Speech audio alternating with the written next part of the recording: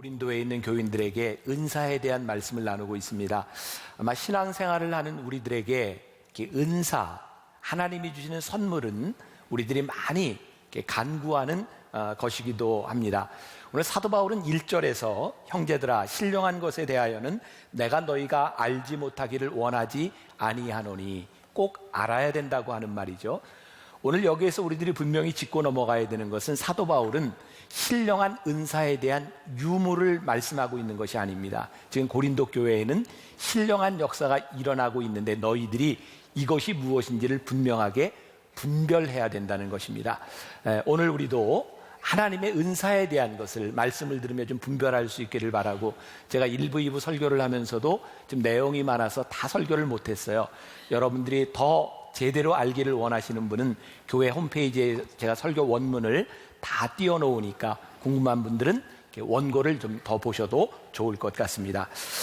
고린도 교인들이 착각하고 있는 게 있죠. 하나님께서 우리들에게 은사를 주신 그 이유가 그들의 삶에서 다르게 나타난 겁니다.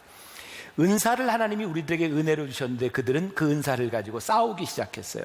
누구 은사가 진짜냐, 누구 은사가 더 귀하냐. 사실 이 은사는 하나님께서 우리들의 신앙의 도우심으로 우리들에게 주신 것인데 더 이상 그들에게 선물이 아닌 싸움이 되어버렸어요. 한 20년 가까이 된 것 같아요. 프리티 우먼이라고 하는 영화가 있었습니다. 리차드 기어하고 여자가 누구였죠? 줄리아 로버츠. 고마워요. 네, 성경 이야기할 때도 그렇게 잘 좀 대답을 해주세요. 네. 줄리아 로버츠하고 리차드 기어, 아주 멋진 그 로맨스 코미디 영화입니다. 이 영화는 아주 부자였던 한 사람이 몸을 파는 콜걸과 만나게 되는, 일 때문에 만났지만 결국은 사랑하게 되는 그런 이야기죠. 영화가 재미있게 진행되지만 그 영화의 줄거리는 그런 겁니다. 어떻게 이렇게 돈 많은 여자가 콜걸과 만나서 진짜 사랑을 할 수 있게 되었는가? 그 사랑을 의심하게 되는 거죠.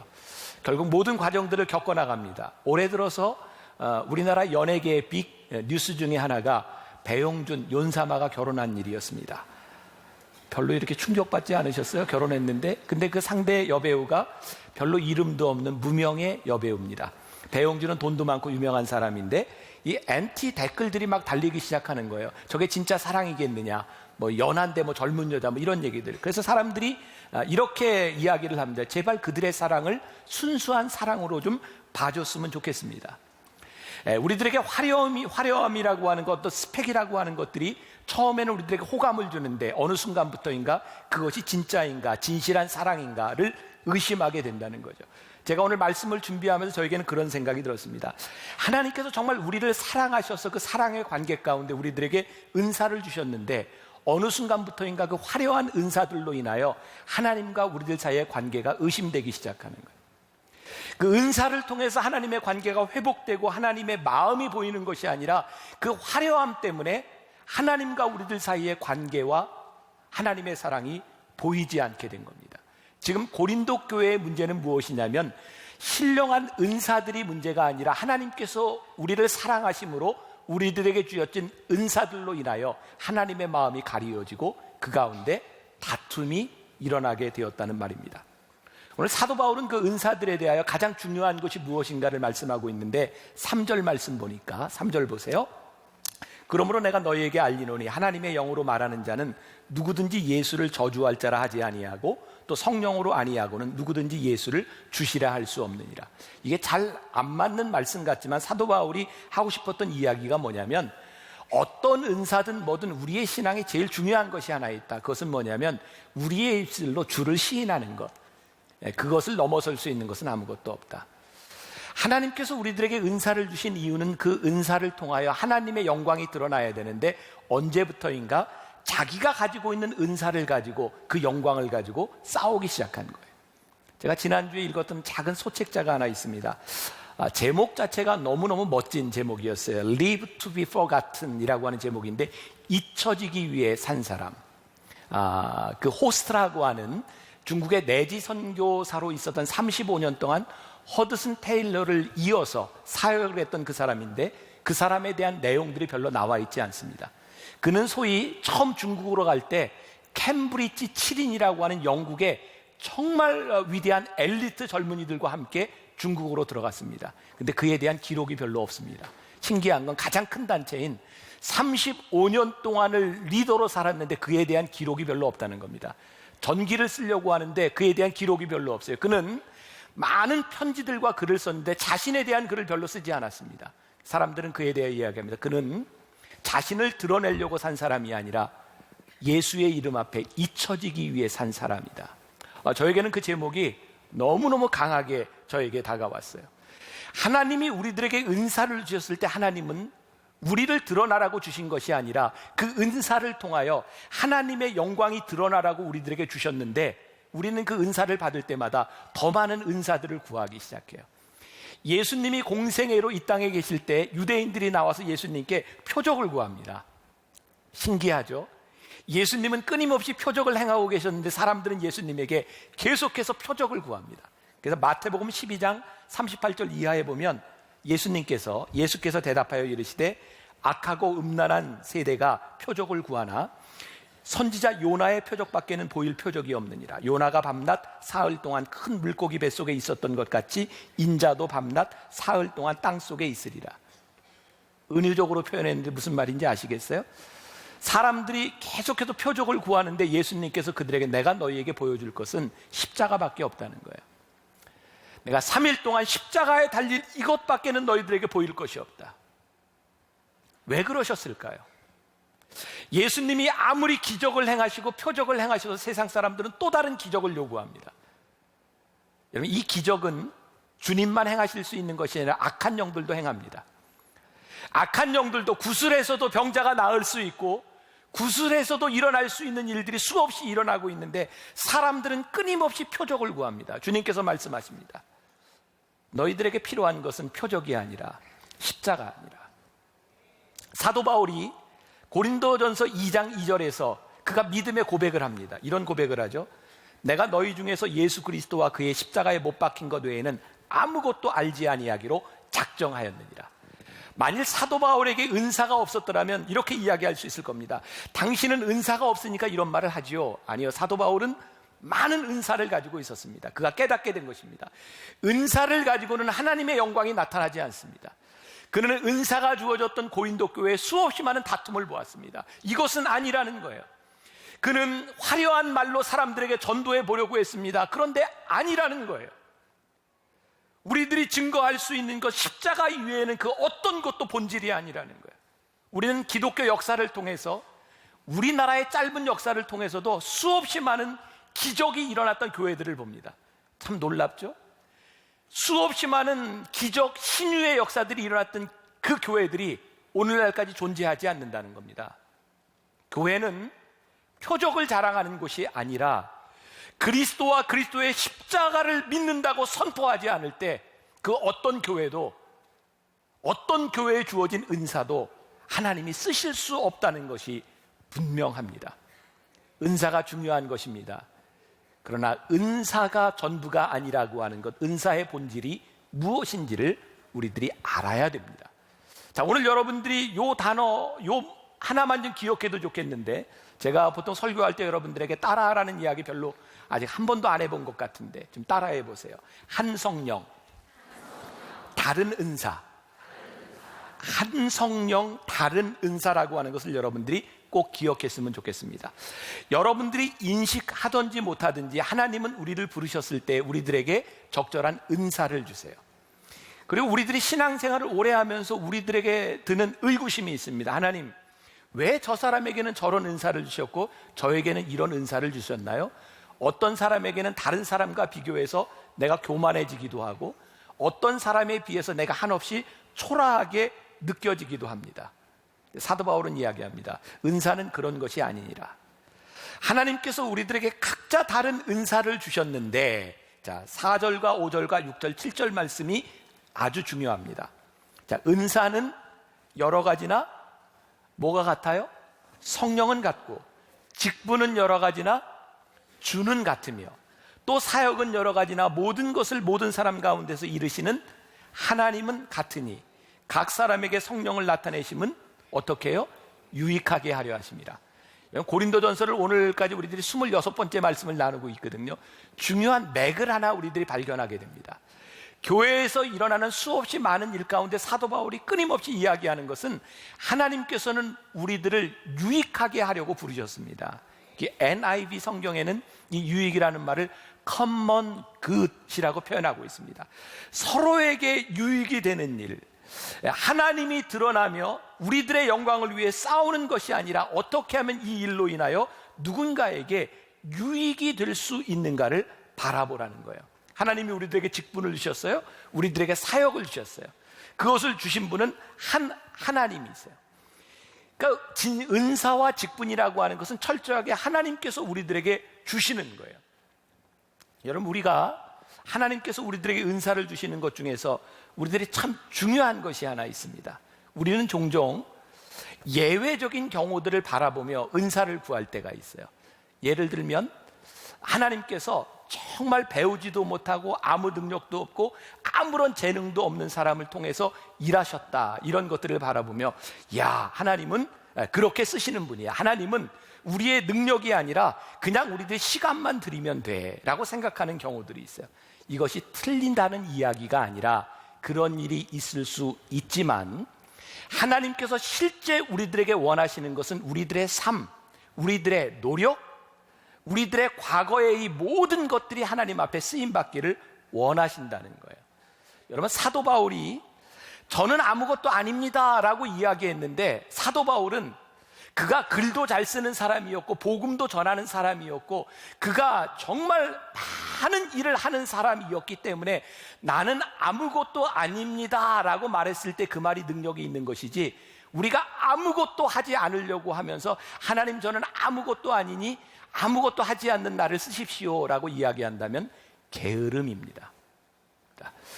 만일 우리들이 노력하지 않고 성령님 인도해 주세요 라고만 이야기한다면 하나님이 우리를 어떻게 쓰실 수 있겠습니까? 그래서 사도 바울은요, 로마서 12장 6절부터 8절까지 해서 또 이런 비슷한 말을 하죠. 우리에게 주신 은혜대로 받은 은사가 각각 다르니 혹 예언이면 믿음의 분수대로, 혹 섬기는 일이면 섬기는 일로, 혹 가르치는 자면 가르치는 일, 혹 위로하는 자면 위로하는 일로, 구제하는 자는 성실함으로, 다스리는 자는 부지런함으로 은사를 주셨는데 그 사람들의 특징에 의해서 이렇게 하라고 말씀하고 있어요.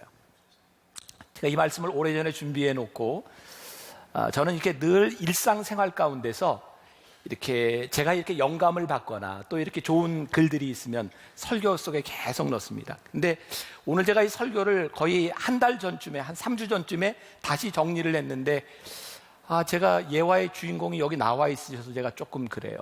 근데 제가 이제 이야기를 해야 될 것 같아요. 제가 3주 전에 어떤 목사님의 이렇게 메일을 받았어요. 송파에 있는 특전사령부라고 그곳에 군목으로 있는 목사님이 저에게 부대에서 아버지 학교를 하는데 예산이 조금 부족하니 저에게 좀 도와달라는, 저는 알지 못하는 분이었어요. 근데 부대에서 아버지 학교를 한다는 게 저에게는 참 이해할 수 없는 일이었고, 그렇다면 뭐 조금이지만 제가 좀 도울 수 있으면 좋겠다. 그래서 돕게 되었고, 그 일로 인해서 그 특전사령부 그 사령관님하고 제가 같이 이제 식사를 하게 되었습니다. 그러면 들은 이야기예요. 이 특전사로 오기 전에 이분이 한 사단에서 근무를 하면서 부대를 떠나게 되었을 때 아마 지휘를 하면서 가지고 있었던 돈이 좀 있으셨던 모양이에요. 이걸 가지고 어떻게 부대원들에게 좀 유익을 줄까 하다가 먹을 거를 줄 수도 있고 뭐 필요한 걸 사줄 수도 있지만 아버지 학교를 좀 해줘야 되겠다. 그래서 그 돈을 가지고 아버지 학교하고 연결을 했던 것 같아요. 그런데 너무너무 많은 변화가 일어난 거죠. 그래서 이 특전사령부에 오면서도 이 간부들에게, 젊은 간부들에게 제일 좋은 선물이 무엇일까? 그게 아버지 학교라고 생각을 한 거예요. 특히 이제 특전사령부의 군인들은 대부분 간부들이기 때문에 주말에 출퇴근을 하고 그러다 보니까 술을 많이 먹게 되고 그 일로 인해서 가정이 깨어지기도 하고 이제 그런 일들을 하면서 아버지 학교가 너무 소중하게 되었다. 제가 그 이야기를 들으면서 참 감동적이었던 것은 뭐냐면 한 사람이 무엇을 하느냐에 따라 얼마나 많은 변화를 일구어낼 수 있느냐는 거예요. 저는 여러분 오해하지 말고 들으십시오. 우리 크리스찬들 중에 가장 무책임한 말 가운데 하나가 기도합시다라고 하는 말입니다. 우리가 기도의 능력을 믿지 못하는 것이 아니라 기도의 능력을 믿는다면 우리는 기도하면서 우리들이 무슨 일을 하느냐가 중요하죠. 우리가 기도의 능력을 믿기 때문에, 하나님을 믿기 때문에 이 믿는 믿음을 가지고 하나님의 영광을 위해서 우리들이 무엇을 하느냐에 대한 문제인데, 우리는 기도합니다. 오해하지 말고 잘 들으시라는 말입니다. 우리가 기도를 하는데 어떤 기도를 하느냐가 너무너무 중요한 일이고요, 기도한 사람이 어떻게 살아가느냐가 너무너무 중요한 일이에요. 제가 군의 군목으로 근무하던 시절이 벌써 25, 6년 전입니다. 제가 있던 부대는 대개 그 당시에 그 전방 부대들이 다 그랬는데, 땅굴을 찾는 게 너무너무 중요한 일이 있었어요. 제가 있던 부대는 제1호 땅굴이 발견된 지역이었고, 땅굴이 발견되면 지휘관은 무조건 진급입니다. 그래서 모든 부대마다 어떻게 하면 땅굴을 찾을까, 이게 정말 혈안이 되어 있었어요. 그래서 신앙이 있는 지휘관들은 그 부대에 믿음이 좋은 사람들을 옆에 두었습니다. 저희 부대도 그랬어요. 기도하고 환상을 보고 시추를 합니다. 근데 땅굴이 안 나와요. 그런데 믿음이 있는 사람은 기도하는 사람을 옆에다 뒀고요, 믿음이 없는 사람은 점치는 사람을 옆에 두고 묻습니다. 어디에 땅굴이 있을까요? 수없이 많이 뚫었는데 그 위에 땅굴은 나오지 않았습니다. 정말 믿음을 가지고 열심히 기도했고 환상을 봤다고 했는데, 수없이 많은 사람들이 실족하며 그들은 어떤 감정을 느꼈을까요? 뭔가 가짜인가? 하나님이 일하시지 않는가? 저는 아주 중요한 물음을 우리들이 물어야 된다고 생각합니다. 정말 땅굴을 발견하는 것이 하나님의 뜻이고 하나님의 영광이겠습니까? 우리들은 그걸 묻지 않습니다. 땅굴을 발견하면 우리들이 진급하면 하나님이 영광을 받으실 거야 라고 생각하고 있지만, 그것은 우리의 생각일 뿐입니다. 하나님과 별로 관계 있는 일이 아닐 수가 있어요. 11월이 되면 저에게는 굉장히 인상적입니다. 우리 교인들에게는 수험생들이 시험을 보는 입시철이기도 하고, 제가 군목으로 있던 시절에는 진급철이기도 합니다. 참, 이 11월 초까지는 모든 교회 새벽 예배에 사람들이 많이 옵니다. 자식을 위해서 기도하고 진급되기를 위해서 기도하고. 근데 시험 보고 발표가 끝나면 싹 빠져나갑니다. 어쩌면 하나님은 그때만 그렇게 필요한 분인지 모르겠어요. 제가 26살의 나이에 군대 갔을 때 저에게 정말 의문이 있었습니다. 진급을 위해서 기도하는 군인들을 보면요, 기도하는 사람들이 참 많은데 아무리 생각해도 이 기도하는 사람의 숫자만큼 진급 자리가 안 됩니다. 그럼 아무리 열심히 기도해도 떨어지는 사람은 이미 자명한 거고, 우리는 기도하면서 아마 로또를 뽑는 심정으로 기도하는지 모르겠어요. 그 중에 하나 걸리면 좋고. 근데 저는 이런 물음이 더 중요하다고 생각해요. 여기에 있는 모든 군인들, 아니 모든 회사원들, 우리들이 진급을 위하며 기도할 때 정말 중요한 것이 내가 그 자리에 합당한 은사와 능력이 있는 사람인가를 하나님 앞에 묻지 않는다는 거예요. 만일 우리들이 하나님 앞에서 그 자리에 합당한 사람이 아니라고 하면 우리들이 그 자리에 가는 것이 정말 영광스러울까요? 그 자리를 통해서 우리를 통해 하나님이 영광을 받으실 수 있을까요? 아니에요. 우리들은 하나님의 영광을 생각하며, 사실은 우리의 영광을 생각하며 하나님이 원하시지 않는 일에 대해서 열심을 낼 수 있어요. 우리들의 정말 중요한 것이 우리들의 기도가 무엇일까요? 우리들이 진정 섬기며 우리들에게 주신 은사가 무엇일까요? 예수님이 이 땅 위에 계실 때 예수님 옆에는 12명의 제자도 있었습니다. 또 예수님이 전도하는 사람을 보내실 때 70명의 문도들도 있었습니다. 예수님이 부활하실 때 그 부활의 장면 승천하시는 것을 목격했던 500명의 제자들도 있었습니다. 예수님께서 기적을 행하시던 그 자리에 오병이어의 기적을 행하실 때는 5,000명이 넘는 사람도 있었습니다. 그들이 다 주님 곁에 있었지만 주님께서 그들을 동일하게 쓰시지는 않았습니다. 왜? 그들의 헌신과 그들의 능력이 다 달랐기 때문입니다. 우리들이 정말 물어야 될 것은, 우리들의 은사를 하나님께서 우리들에게 주시는 것이라면 그것을 우리들이 어떻게 써야 되고 내가 거기에 합당한 사람인지를 묻지 않는다면 우리는 그저 내 영광만을 위해서 내 은사를 가지고 싸우는 사람이 될 수밖에는 없을지 몰라요. 모든 것이 동일하지는 않습니다. 이런 빛을 이렇게 나타내는 단위가 룩스라고 이야기하죠. 여러분, 화장실이나 이런 복도에 있는 빛의 룩스가 어느 정도 되는지 아세요 혹시? 100룩스 정도 됩니다.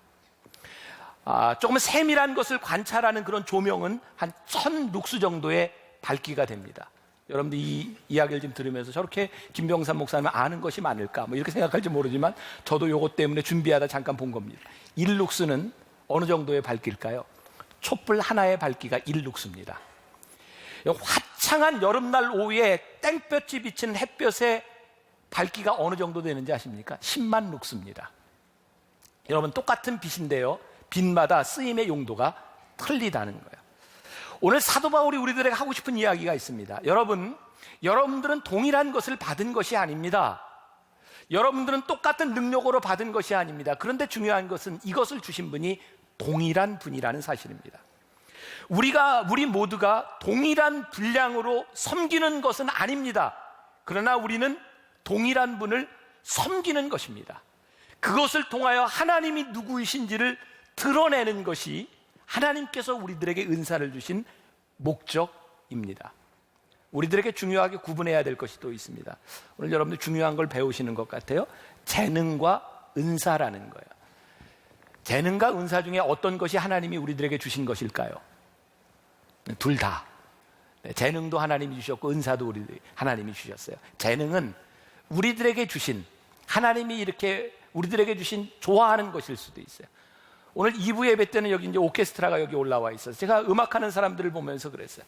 음악하는 사람들이 동일하게 꿈꾸지 않을까요?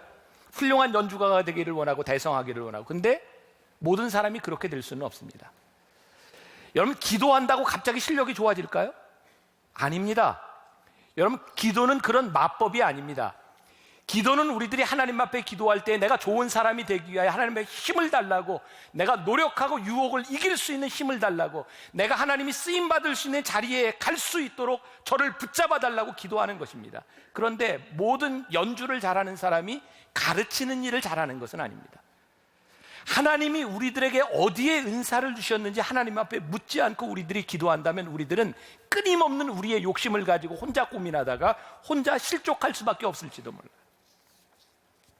오늘 사도 바울이 8절부터 10절까지 여러 은사, 이 9가지의 은사를 이야기하고 있습니다. 어떤 사람에게는 성령으로 말미암아 지혜의 말씀을, 어떤 사람에게는 성령을 따라 지식의 말씀을. 제가 시간 되는 데까지만 이 은사에 대해서 조금 더 이야기를 하려고 합니다. 여러분, 지혜의 말씀과 지식의 말씀, 이 차이가 무엇일까? 저는 예전에 이런 생각을 했었어요. 지식은 우리들이 배워서 아는 것이고 지혜는 하나님께서 주시는 것이다. 전 이렇게 쉽게 생각을 했었는데 말씀을 묵상하다 보니까 하나님이 우리를 쓰실 때 지식과 지혜는 하나님이 이렇게 우리들에게 은사로 주시는 거구나. 여러분, 여기에 있는 여러분들 모두가 똑같은 지식과 지혜의 은사를 가지고 살 수 있는 사람은 아닙니다. 물론 예외적인 경우가 있을 수 있지만 하나님은 지혜와 지식을 잘 쓸 수 있는 사람에게 은사를 주세요. 자, 제가 예를 들어보겠습니다. 저는 목사가 돼서 은혜를 받았어요. 그러니까 저는 그 전까지, 은혜를 받기 전까지 저는 목회를 그만둬야 되겠다고 생각했습니다. 왜냐하면 저에게 제일 힘든 게 성경을 보는 일이었어요. 너무너무 지루하고요. 성경을 보고 설교를 준비한다는 것이 너무너무 힘든 일이었어요. 그래서 저는 설교 준비를 하려면 그 책을 쌓아놓고 책을 많이 읽어야 되는 거예요. 제가 평생을 그렇게 살 자신이 없었어요. 목회를 그만둬야 되겠다. 근데 제가 은혜를 받았어요. 저희가 은혜를 받고 하나님의 은혜를 체험하면서 저에게 왔던 제일 중요한 사건이, 제 삶에 일어났던 사건이 성경을 보는데 성경이 제 마음과 눈 속에 들어오기 시작하는 거예요. 참 신기했어요. 부럽죠. 말씀을 보는데요, 말씀이 저에게 들어오는 거예요. 부러워해 주세요. 부럽죠. 야, 정말 그때부터는요, 설교 준비를 하는데 책을 보는 것이 아니라 말씀을 보게 되는 거예요. 왜? 말씀이 말씀으로 꼬리를 물고 제 속에 들어오는 거예요. 그러니까 설교를 준비하려고 컴퓨터에 앉아서 쓰기 시작하면 쫙 써내려가는 거예요. 이게 너무너무 신나는 일인 거예요. 어떻게 이렇게 변화가 될 수 있는가. 그래서 제 방에 있었던, 지금도 제 방에는 주석이 한 권도 없어요. 저는 성경만 몇 권 다른 버전으로 이렇게 놓고 보면서 설교 준비를 해요. 제가 가지고 있었던 모든 주석들을 다 치워버렸어요. 왜? 그 주석은 누군가의 설명과 누군가의 믿음의 고백을 담아놓은 건데, 제가 은혜를 받고 난 후에 다른 사람의 고백이 아니라 제 고백을 이야기해야 되겠더라고요. 그런데 저에게 이렇게 주신 은혜, 저는 하나님이 저에게 주신 굉장히 큰 은혜라고 생각했는데 가만히 보니까 제가 그렇게 할 수 있는 이유 가운데 하나가 제가 지난 10년 동안 신학을 공부한 거예요. 신학대학을 졸업하고 대학원을 졸업하고 미국에서 또 대학원을 졸업하고 박사학위를 받고 했던 이것들이 저에게 은사가 아니었는데 그 경험들을 바탕으로 하나님이 저에게 은사를 더해 주신 거예요. 만일 여러분들에게 이런 지식의 은사를 주신다면 여러분들에게 무척 힘든 일일 겁니다. 왜냐하면 어떻게 우리들이 그 일에 대하여 확신할 수 있겠습니까? 그러니까 제가 이 말씀을 준비하면서 그런 생각이 드는 거예요. 하나님이 우리들에게 은사를 주실 때는 하나님께서 우리의 경험도 사용하시고 우리의 노력도 사용하시고 우리들에게 적절한 것으로 주시는데 우리는 하나님의 은사를 비인격적으로 생각할 때가 많이 있다는 거예요. 또 다른 은사 가운데 하나가 믿음의 은사입니다. 흥미롭죠? 믿음이 은사랍니다. 우리는 모두가 하나님을 믿습니다. 이 고백은 모두에게 동일한 일인데 여기에 믿음의 은사라고 하는 것은 아주 특별한 믿음입니다. 유진 피터슨의 메시지 성경에 보면 여기에 이 믿음을 단순한 영어의 faith라고 하는 믿음을 쓰지 아니하고 simple trust라고 하는 말을 씁니다. 아주 간단하게 믿는 겁니다. 전 주변에서 그런 사람들 봅니다. 참 쉽게 믿는 사람이 있어요. 참 쉽게 믿어요. 우리가 그런 사람을 귀합사라 그러죠. 귀가 얇은 사람. 아무튼 뭐 다단계에도 빨리 넘어가요. 근데 이 사람들이 참 멍청하게 살아가는 것 같은데 하나님의 역사를 보면요, 정말 단순하게 믿었던 사람들을 통해서 하나님의 역사가 이루어집니다. 그래서 이 믿음은 누구에게 주어지는 것은 아닙니다. 그리고 이 땅을 움직였던 정말 놀라운 역사적인 포인트에는요, 단순한 믿음을 가졌던 사람들의 고백이 있어요. 제가 내년에 좀 더 이제 한국 역사에 대한 설교를 또 하게 될 텐데 제가 조금만 이야기하자면 1883년 9월 2일에 우리나라 최초의 미국 사절단이 샌프란시스코에 도착합니다. 그 사절단을 우리가 보빙 사절단이라고 부릅니다. 고종 황제의 명령을 따라 거기에 이제 대표였던 사람이 민영익이죠. 여러분 아관 파천이라고 하는 분이 아관 파천 때 그 독일 공사에서 이게 칼을 맞고 거의 죽을 뻔한 사람을 한국에 있는 조선의 의사들이 살리지 못했는데 당시에 선교사로 있었던 알렌이 민영익을 구해냅니다. 민비의 처조카였던 민영익, 그 민영익이 보빙 사절단의 대표로 사람들과 함께 샌프란시스코에서 기차를 타고 이제 볼티모어를 거쳐 워싱턴까지 쫙 가는 길입니다. 민영익의 마음 가운데는요, 이 조선 땅을 바라보면서 이 의료시설과 이 새로운 신학문이 필요하다고 생각을 합니다. 그때 보빙사절단 옆에 한 미국인이 앉아 있었어요. 가우처라고 하는 사람이고 그 사람은 감리교 목사였습니다. 그냥 거기에 앉아서 조선에 대한 이야기를 하면서 이 조선 땅에 학교와 병원이 필요합니다라고 이야기를 하는데 이 가우처는 목사였을 뿐만 아니라 부인이 굉장히 재산이 많은 사람이라 부인에게서부터 이렇게 물려받은 재산이 많아서 선교를 하는 사람이었어요. 근데 가우처가 그 이야기를 듣습니다. 가우처는 그때까지 조선이라는 나라를 들어보지도 못했습니다. 거기에 사람을 보내달라는 이야기를 듣고 가우처가 당시에 일본에 있었던 맥클레이라고 하는 선교사에게 돈과 서신을 보냅니다. 한국이라고 하는, 조선이라고 하는 나라가 어떤 나라인지 선교사를 파송할 수 있는지 알아봐 달라. 그리고 1년 후 1885년 4월 5일 부활절에 우리나라 최초의 선교사였던 아펜젤러와 언더우드가 한국 땅에 들어옵니다. 저는 역사를 보면서 이 가우처라고 하는 사람이 듣도 보지도 못했던 그 땅에 대하여 어떻게 조선에서 온 한 사람의 이야기를 듣고 그렇게 신뢰하고 돈을 낼 수 있었는가? 그가 단순한 믿음의 소유자가 아니었더라면 그가 조선에 대해 연구를 하면서 대원군을 생각하고 쇄국 정책을 생각하고 바로 몇 해 전에 토마스라고 하는 사람이 순교당했던 셔먼을 타고 대동강에서 죽었던 이야기를 들었다면 그가 그 일을 할 수 있었을까? 놀라운 것은요, 그의 마음속에 들어왔던 믿음은 다른 것을 생각하지 않고 심플하게 믿으며 그가 돈을 보내고 사람을 보내며 이 땅에 복음이 들어옵니다. 여러분, 하나님께서 우리들에게 은사를 주실 때 여러분들에게 그런 믿음의 은사가 있다면 그 믿음의 은사를 위해서 여러분들이 기도하셔야 돼요. 그런데 중요한 것은 그 믿음의 은사가 있는 사람 옆에는 늘 영적 분별하는 사람이 있을 때 그 은사가 잘 쓰임받을 수 있다는 거예요. 오늘 제가 여러분들에게 이 모든 은사를 다 이야기하지 못하지만 분명한 것은 하나님께서 우리들에게 좋은 은사를 주셨을 때 이 은사가 나를 드러내는 것이나 내 영광을 취하는 것이 아니라 하나님의 나라와 커먼 굿, 우리들이 유익을 위하여 쓰임받기 시작할 때 이 은사들은 서로가 함께 시너지 효과를 낼 수 있어요. 저는 오늘 이런 꿈을 꿉니다. 하나님, 우리 교회, 앞으로 한국교회의 미래, 우리들의 교회의 자랑이나 우리들이 무엇을 할 수 있는 것에 대한 부분들이 아니라 우리가 하나님의 영광을 위하여 서로가 서로를 도우며 우리의 은사들이 만나기 시작할 때 하나님 이 나라와 이 민족을 세우실 꿈을 꾸게 되는 거예요. 여러분, 이 은사 가운데는 병 고치는 은사, 능력행함이라고 하는 거, 병 고치는 은사, 이게 뭘까요? 우리가 중보기도 할 수 있습니다. 중보기도 하면서 환자가 낫습니다. 이것하고 병 고치는 은사하고는 틀린 겁니다. 병 고치는 은사는 즉각적으로 나타나는 일입니다. 놀라운 일은요, 하나님의 은혜만을 필요로 하며 은사를 구할 때 하나님의 역사가 일어나는데, 의료시설들이 많이 발달하면서 더 이상 병 고치는 은사가 잘 안 나타납니다. 이유는 뭘까요?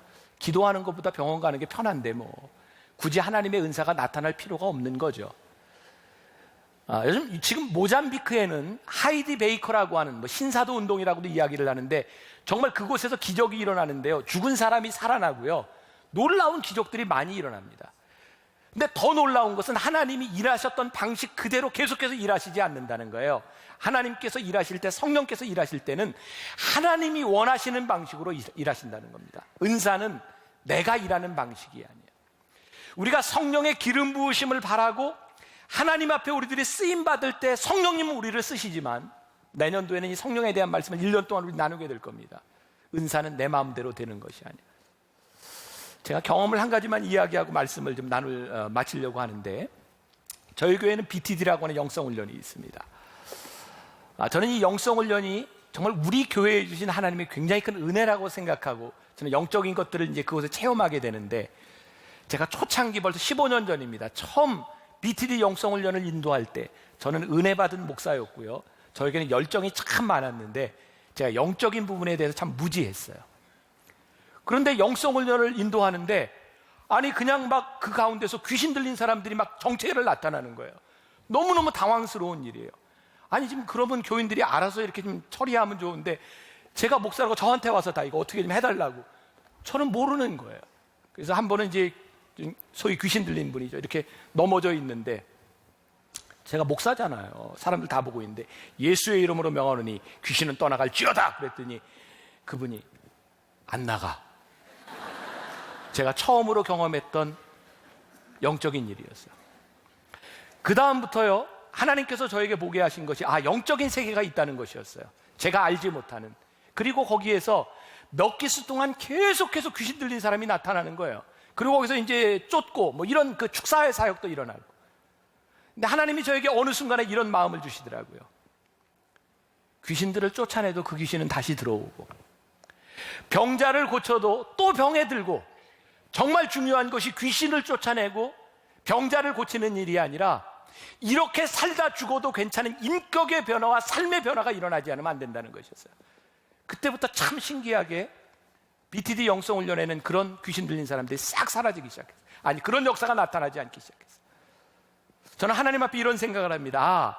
성령님께서 우리들에게 역사하실 때, 성령님께서 우리들에게 은사를 주실 때 분명한 것은 하나님께서 일하시고자 원하시는 일에서 우리를 사용하신다는 거예요. 그래서 성령님은 우리들이 원하는 패턴으로 일하시지 않습니다. 20년 전, 30년 전 이 땅 위에 일어났던 그 성령의 역사 그대로 일하시지 않습니다. 그래서 우리 교회와 성령님의 은사를 사모하는 우리들은요, 하나님 앞에 우리들의 마음들이 열려져 있어야 되고, 하나님이 우리를 어떻게 쓰실지에 대한 기대감이 있어야 되고, 그리고 우리들이 준비되지 않는다면, 우리들이 하나님 앞에 열심히 일하지 않는다면 하나님이 우리를 쓰실 수 없다는 거예요. 저는 한국교회와 우리 만나교회와 여러분들에 대한 기대, 저에 대한 기대도 있어요. 저는 저에 대한 기대가 참 많아요. 왜? 하나님은 저를 앞으로 어떻게 쓰실지 모르겠어요. 그만 쓰실지 조금 더 쓰실지 다른 모양으로 쓰실지, 중요한 것은 제가 제 삶을 모르기 때문에 기대가 있는 거예요. 제 삶이 제 계획대로 되지 않는 것 때문에 기대가 있는 거예요. 오늘 여러분들에게 성령님이 우리들에게 은사를 주신다고 하는 것은 정말 하나님, 한 분 하나님이 우리들에게 주시는 그 은사라고 하는 것, 그것이 여러분들에게 기대감이 되기를 원하고, 여러분들이 함께 섬기며 아름다운 영광을 드러내는 정말 주의 백성들이 되시기를 주님의 이름으로 간절히 축원합니다.